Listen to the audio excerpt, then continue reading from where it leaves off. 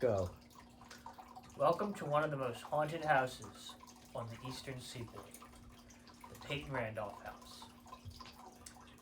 It was featured in USA Today, and it was over 24 people have died in and around the house since it was built in 1715. The house was constructed at the behest of certain Sir John Randolph, who was the only colonial Virginian to be knighted in 1721. 3 years later, he bought the eastern lot. When he died, the house was deeded to one of his sons, Peyton Randolph, who is the namesake of the house. Peyton Randolph was one of our founding fathers and was a cousin of Thomas Jefferson. Peyton Randolph served as president of the First and Second Continental Congresses and was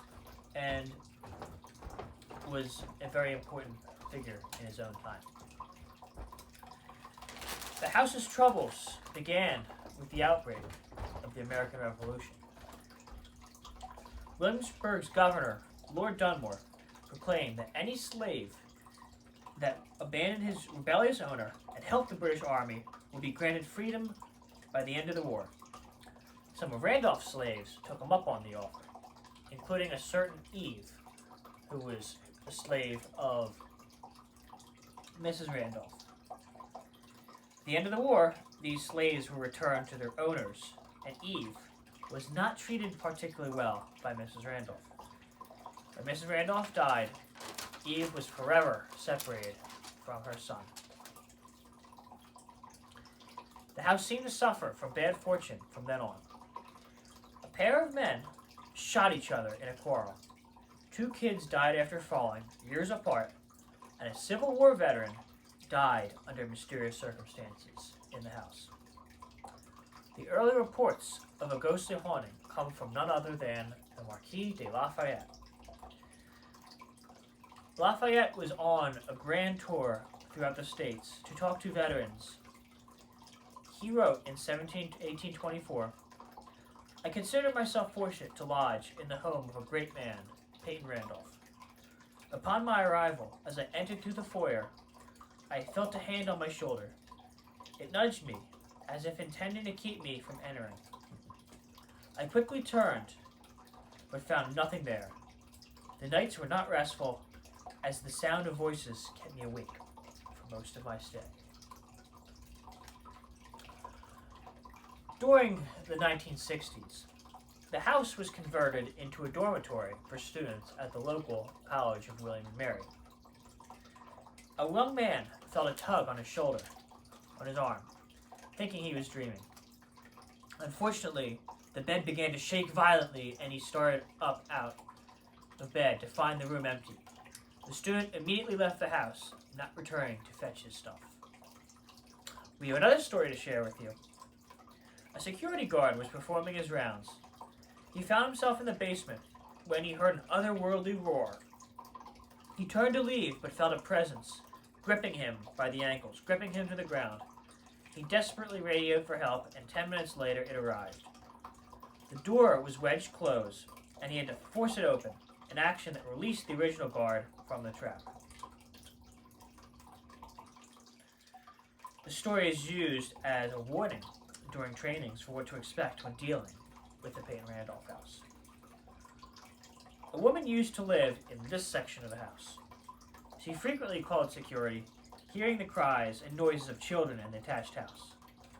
When she died in 2000, a fire alarm went off in that small section. The security guards that responded didn't have a key.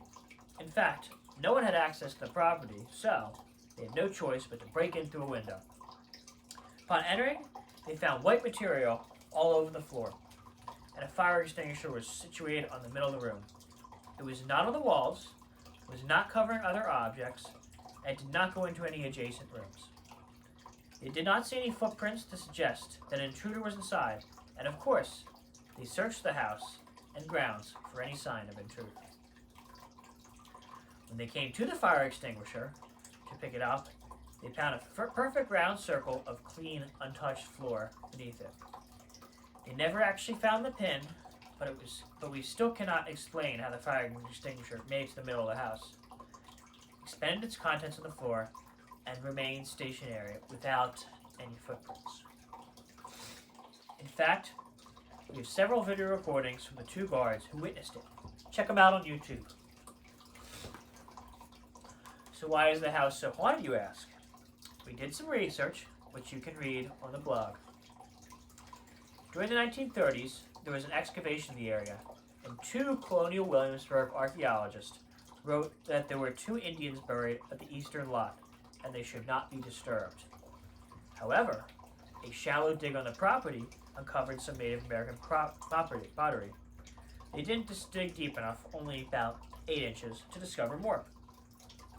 In addition, the homes that occupied the area had large basements, which would have destroyed several native remains. In fact, one woman had demanded that she keep some of the valuables, which included pieces of pottery. This is what she was written. Mother was upset and called them up and said the artifacts belonged to her and she wanted them back. They told her anything they dug up, she could have. 1941, the National Park Service dug under the eastern side of the building in order to build a tunnel for the National Historic Parkway, disturbing the 2 documented Indian graves. In fact, there are probably far more Native Americans buried in and around the house. This is the best explanation for early hauntings and for the strong paranormal activity that makes it the most haunted house in Randolph.